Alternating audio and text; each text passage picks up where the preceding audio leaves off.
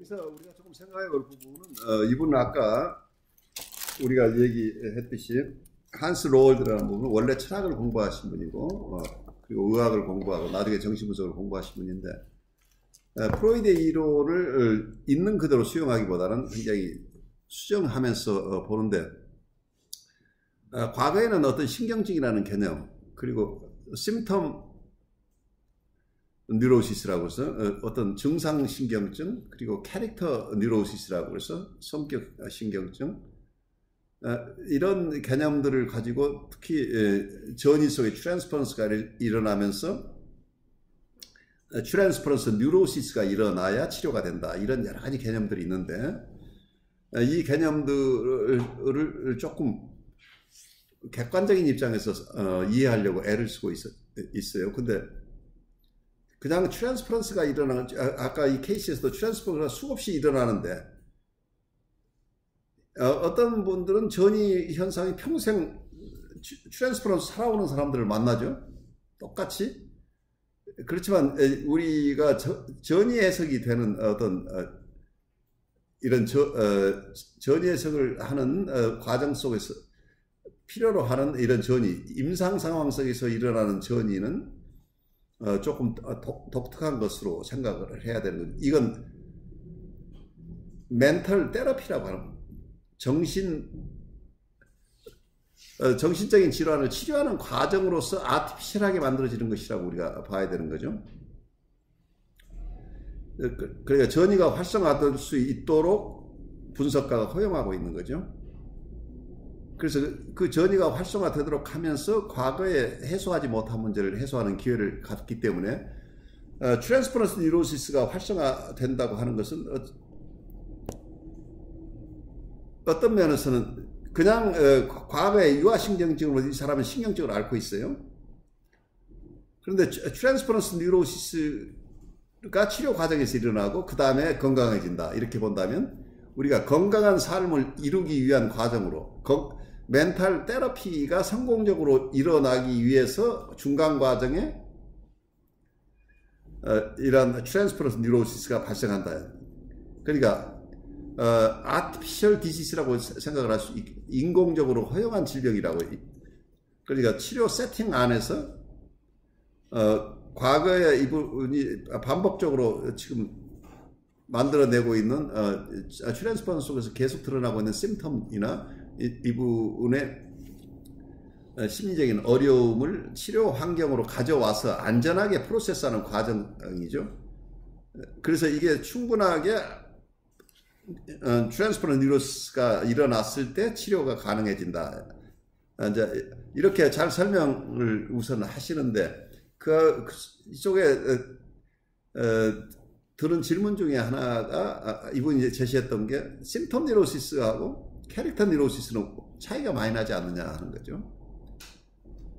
어떤 성격장애, 우리도 지금 DSM에서도 계속해서 어떤 증상 중심으로 환자들의 병명을 이렇게 제시하고 나중에 또 다른 쪽에서 퍼스널리티 디소더라고 얘기를 하고 있죠. 어떤 성격 장애들을 여러 각도로 여러 개로 나누어서 어떤 분은 자기애적이고 어떤 분은 강박적이고 어떤 분은 스키조이드하고 패러노이드하고 어떤 분은 연극성이고 이런 여러 성격 장애가 있는데 이 성격 장애라고 하는 것하고 보통 얘기하는 증상신경증은 많이 다르고 그렇기 때문에 이 두 가지를 어떻게 이해할 것인가 할 때 아마 이분은 이렇게 좀 이해하려고 했던 것 같아요. 증상신경증은 이 사람의 어떤 특정한 증상으로 드러나지만 성격신경증, 성격장애에 가게 되면 이분의 퍼스널리티 전체가 그러한 병리적인 영향을 받게 된다라고 봐서 성격 자체가 그래서 그런 어떤 그 증상이 어떤 이 사람의 인격체계의 일부만 점령하고 있었다고 한다면 이 성격 전체에 영향을 미친다 하는 경우에 성격 장애다라고 이분은 보고 있는데, 어쩌면은 환자의 종류가 달라졌다고 하는 측면에서 또 이해를 할 수 있겠죠. 과거에는 정말 강박 신경증이나 또는 과거에 히스테리아 환자들, 신체화가 심한 환자들, 그래서 메디컬 측면에서 건강하지 않다, 의학적으로 봐서 치료를 해야 될 환자라는 이런 분들이 과거에는 치료 대상이 많았는데, 요즘 프로이드 시대를 지나가면서 점점 성격 장애자라고 하지만 이 삶 자체, 삶의 의미가 없고 즐거움이 없고, 그래서 실질적인 어떤 증상보다는 이 삶 자체의 미닝리스한 부분이나 다른 영역에서의 실제 지금 구체적으로 메디컬한 이슈가 아닌 삶 자체에 대한 회의, 삶에서 오는 긴장, 이런 것들을 호소하는 분들이 많죠. 그리고 이 삶에 대한 염세적인 태도, 왜 사는 것이 나에겐 재미가 없는가, 나에겐 무의미한 삶이다, 이런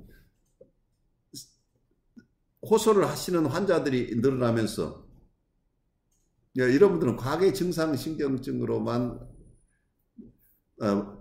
이분들을 도와드리기 굉장히 어려워진 상황이죠. 그래서 어떤 면에서는 지금